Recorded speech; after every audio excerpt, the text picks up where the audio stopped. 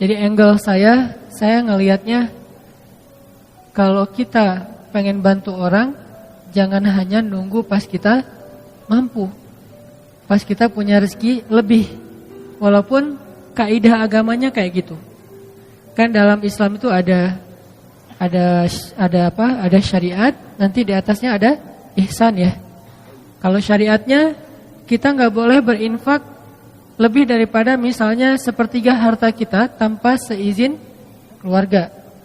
Tapi Abu Bakar berinfak seluruh hartanya. Umar berinfak setengah hartanya. Kok melebihi standar syariat? Ya karena keluarga Abu Bakar, keluarga Umar, bukan hanya beliau berdua tapi juga keluarganya, istrinya, anak-anaknya, semuanya derajatnya tuh udah wafa. Derajatnya udah muhsin, orang-orang yang berihsan.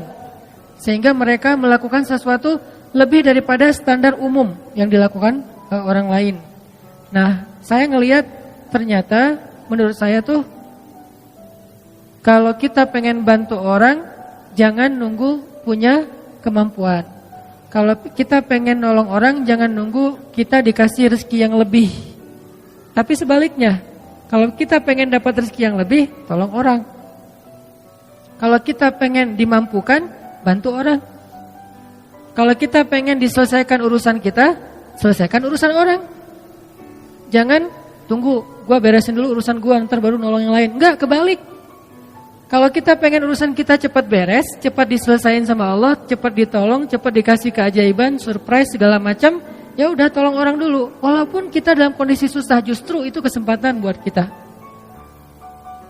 Karena hadisnya jelas, Nabi SAW mengatakan, "Man kana fi hajati akhi, kana Allahu fi hajati." Siapa yang menyelesaikan hajat saudaranya atau sibuk mengurus hajat saudaranya, Allah juga akan sibuk mengurus hajat dia. Lebih canggih mana nih? Kita nyelesain masalah kita sendiri atau Allah yang nyelesain masalah kita? Allah yang nyelesain masalah kita. Jadi biar Allah yang beresin masalah kita, tugas kita adalah beresin masalah orang lain. Kayak gitu kaidahnya. Dan itu bukan hanya hadis motivasi. Saya menjadikan semua ayat dan hadis yang saya tahu itu sebagai konsep berpikir, bukan sekedar hadis motivasi. Baca hadis kemudian memotivasi, ayo tolong orang lain, tapi jadikan itu konsep berpikir. Apa bentuk konsep berpikirnya? Begitu kita punya masalah, nyari orang yang juga sama punya masalah. Lo punya masalah enggak? Enggak ada. Kok enggak sih? Cari. Lo punya masalah enggak? Siapa yang punya masalah tolong DM saya. Siapa yang punya masalah tolong WA saya. Siapa yang punya masalah tolong japri saya. Akhirnya berudul banyak banget kan yang datang. Oh, saya punya masalah. Pilih salah satunya yang kita mampu. Kadang-kadang yang kita tolong itu bukan yang paling darurat, bukan yang paling besar, bukan yang paling sulit, tapi yang paling mungkin kita lakukan. Ini hal yang wajar. Jadi kita nggak boleh juga menjudge orang lain. Lo kerjaannya bantu yang kecil-kecil, yang receh-receh. Ya siapa tahu dia yang receh tapi ikhlas. Dan kita yang mungkin istimewa banget nggak sanggup jaga keikhlasan kita kan. Kayak cerita bab ikhlas kemarin. Ada 2 orang beramal. Yang satu sholatnya standar, yaitu sholat wajib doang. Yang satu lagi plus qobliyah, ba'diyah, duha, tahajud. Mana lebih baik? Yang plus dong. Wajib plus sunnah. Lebih baik yang plus. Tapi kadang-kadang yang plus ini ujian keikhlasan, ujian rianya juga lumayan luar biasa. Kalau yang standar, apa yang mau diriain? Kayak hafalan Al-Quran. Yang satu hafal trikul. Yang satu lagi hafalnya Al-Baqarah, Ali Imran, An-Nisa, Al-Maidah. Wah, setengah Al-Quran, 15 juz. Mana yang lebih utama? Pastinya yang lebih banyak hafalan. Tapi paling banyak hafalan justru ujian rianya lebih berat, lebih besar. Kalau dia baca Quran di dalam sholat, pasti dia akan diuji oleh setan, yuwaswis. Mereka pasti gak bisa ngeralat kalau lu salah. Jadi tenang aja. Karena suratnya di tengah-tengah gitu. Dia baca ayat yang saya juga gak terlalu hafal lah. Pokoknya di tengah-tengah Quran gitu ya. Contoh yang mungkin yang paling saya sering ulang tuh kayak surat favorit saya, surat Maryam. وَاذْكُرْ فِي الْكِتَابِ مَرْيَمَ إِذِ انْتَبَذَتْ مِنْ أَهْلِهَا. Di belakang tetap diam. إِذِ انْتَبَذَتْ مِنْ أَهْلِهَا diam aja di belakang. Kenapa? Nggak hafal, sama nih. Kan agak-agak yuwaswis tuh kan bener. Susah emang surat itu, yang lain nggak pada hafal, jadi biasa aja kali gitu. Dan makmum ini macam-macam karakternya. Dan jadi ada karakter imam, ada karakter makmum. Imam kadang-kadang kayak gitu, caper gitu kan, baca ayat susah-susah, udah gitu mentok Al-Ikhlas. Idza tabadat min ahl. Qul huwallahu ahad. Imam. Makmum ada juga yang unik. Uniknya apa? Giliran ayatnya dia enggak hafal, diam. Giliran ayatnya yang semua hafal, semuanya benerin. Ayatnya misalnya standar lah ya. Amma yatasaalun 'anin naba'il 'azim. Serentak satu masjid. Alladzi hum fi mukhtalifun. Wah, serentak semuanya. Kenapa enggak serahin aja di depan? Kan udah ada imam pengganti di belakang teh. Di belakangnya imam. Kenapa enggak dia aja yang benerin? Kenapa semuanya serentak satu shaf pertama hufaz semua itu hafiz? Kebenaran suratnya populer. Kalau giliran suratnya sulit, semuanya diam. Kenapa? Takut riya. Kenapa makmum pada diam? Takut riya, Ustaz. Jadi masing-masing punya karakter. Artinya jangan remehin. La tahqiranna minal ma'rufi syai'a. Janganlah kalian meremehkan kebaikan sekecil apapun. Kadang ada teman kita kebaikannya itu sepele, cuman rapihin sendal doang depan masjid. Cuman meriksa keran doang yang kalau enggak terlalu rapat menutupnya dia rapat-rapetin. Tapi amal yang dia lakuin itu karena diremehin orang, jadi enggak ada peluang riya. Sedangkan kita, amal yang kita lakuin karena berpotensi dipuji oleh orang lain, berpotensi juga buat riya. Makanya buat saya sih udah lakuin aja apa yang kita mampu. Tolong orang semampu kita. Kalau mau lebih sedikit gambling karena kita yakin sama Allah, ya udah lakukan yang lebih berat daripada yang kita mampu. Sesekali coba kayak gitu. Kalau buat saya tuh kayak akidah challenge. Kan sekarang orang challenge-nya macam-macam ya. Ada yang kalau yang di YouTube ada yang ngeprank temennya lah. Apalagi yang terbaru, keluar dari mobil terus joget-joget gitu. Gak ngerti juga maksudnya apa gitu. Ya terserah deh, itu mah ekspresi orang lah ya. Saya gak mau menjudge. Yang jelas ternyata dalam Islam juga ada challenge-challenge yang keren gitu. Akidah challenge itu kayak gimana? Gambling dalam arti kita mengambil resiko, kita mengambil sesuatu yang menurut kita agak sulit, tapi kita berserah diri kepada Allah. Itu kan keren ya. Salah satunya apa? Akidah challenge. Meninggalkan satu pekerjaan yang kita yakin itu enggak halal, lalu kita mencari pekerjaan yang lain yang halal tapi enggak yakin nemu apa enggak. Ini kan agak bertaruh kan? Nah, disinilah ada iman atau akidah challenge-nya. Dan dengan akidah challenge, akhirnya kita akan menemukan kebesaran Allah. Siapa yang pernah nerapin akidah challenge dalam hidupnya? Ibunya Nabi Musa. Ketika Allah mengatakan kepada ibunya, "Idz auhayna ila ummika ma yuha, an qadhifihi fit tabut, faqdhifihi fil yammi, falyulqihil yammu bil sahil, ya'khudhu aduwwul li wa aduwwullah." Itu berat banget loh. Ketika Allah berfirman kepada ibu Musa, "Hanyutkanlah bayimu ke sungai Nil." Supaya apa? Supaya dia nanti kemudian akan ditemukan oleh musuhku dan musuhnya. Kan berat nih. Ya Allah disuruh hanyutkan, malah bukan diselamatkan, malah ditemukan oleh musuhnya. Ini akidah challenge, ini iman challenge banget buat ibunya Musa. Dan kata Allah, la takhafi, jangan takut. Inna radduhu ilaiki wa ja'iluhu minal mursalin. Kami pasti akan kembalikan dia kepadamu. Akhirnya dihanyutkan oleh ibu Musa. Lalu Allah Subhanahu wa taala singkat cerita mengundang kembali ibu Musa ke istana untuk menyusui bayinya yang sedang kehausan di istana. Akhirnya kembalilah bertemu antara Musa dengan ibundanya, bahkan dengan keluarga besarnya. Ini namanya akidah challenge menurut saya nih. Atau Musa juga pernah akidah challenge kayak gitu ketika Allah bertanya dan Allah Maha tahu jawabannya. Wa ma tilka biyaminika ya Musa? Apa yang di tangan kananmu wahai Musa? Kenapa Allah nanya? Padahal Allah tahu jawabannya. Tidak semua pertanyaan di dalam Al-Quran artinya karena nggak tahu. Ada pertanyaan karena nggak tahu, ada pertanyaan karena nguji, ada pertanyaan karena ingin menegaskan berita. Dan ini pertanyaan Allah ingin menegaskan berita bahwa itu tongkat, bukan ular. Sehingga Allah nanya, "Wa ma tilka biyaminika ya Musa?" Apa yang di tangan kananmu Musa? Musa yang ngomong, Musa yang bicara. Qala hiya 'asaya atawakka'u 'alaiha wa ahushu biha 'ala ghanami wa liya fiha ma'aribu ukhra. Ini adalah tongkat ya Allah. Siapa yang ngomong?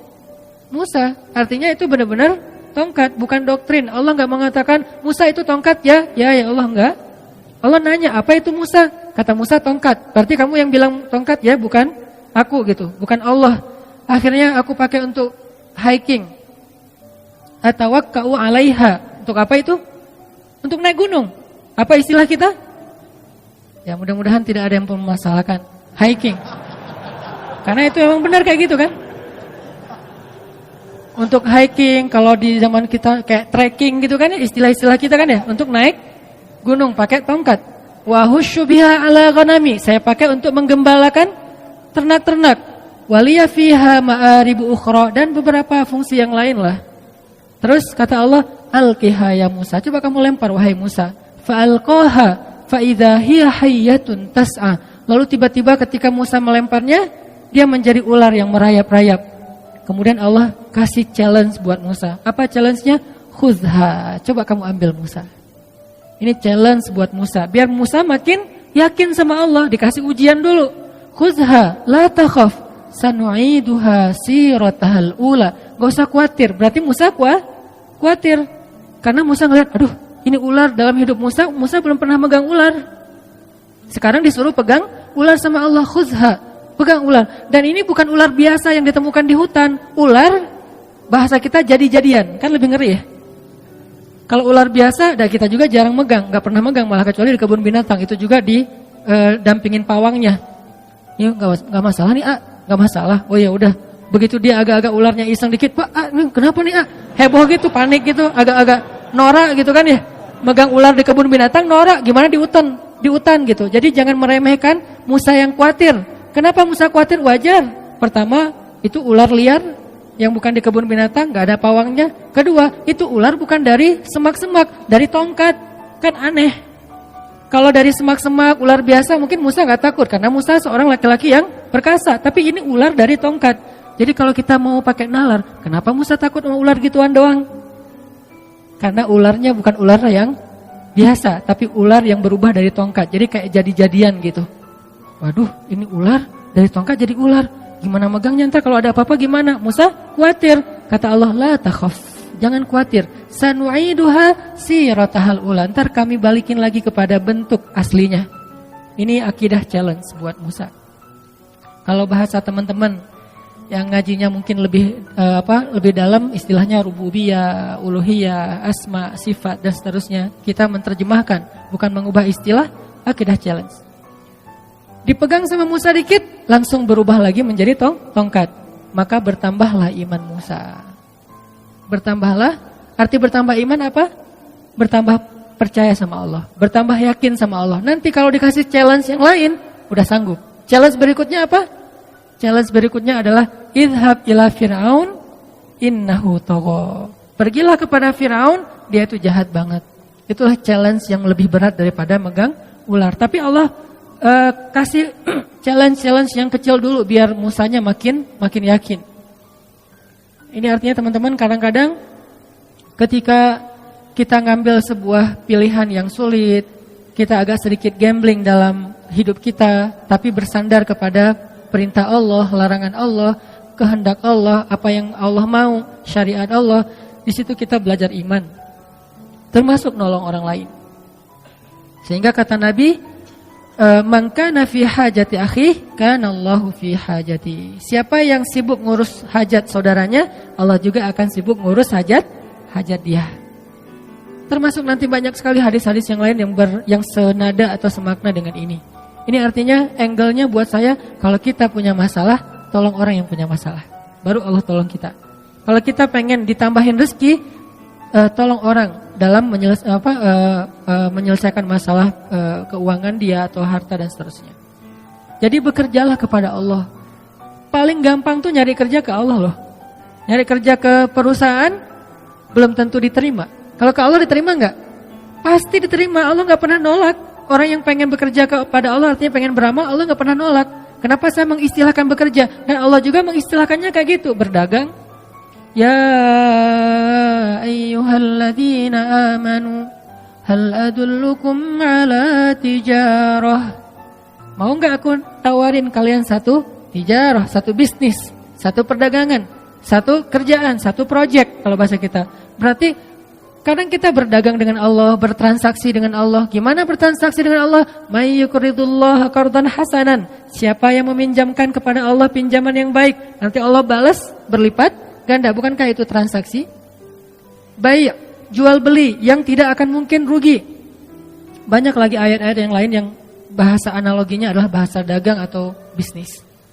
Jadi kalau mau dapat kerjaan yang paling gampang, tapi bayarannya itu bukan UMR, berapa ribu kali lipat UMR, dan kerjanya itu mulia banget, kita bukan cuma dapat upah, tapi juga kita dapat kehormatan, bekerjalah kepada Allah. Itu paling luar biasa, gampang banget. Kerjanya apa? Saya nggak punya kemampuan apa-apa, saya nggak punya kapasitas, saya nggak punya keahlian. Keahlian yang dibutuhkan itu bukan punya sesuatu, enggak. Apapun yang ada dalam diri kita yang kita bisa lakukan untuk bantu orang lain, itu keahlian.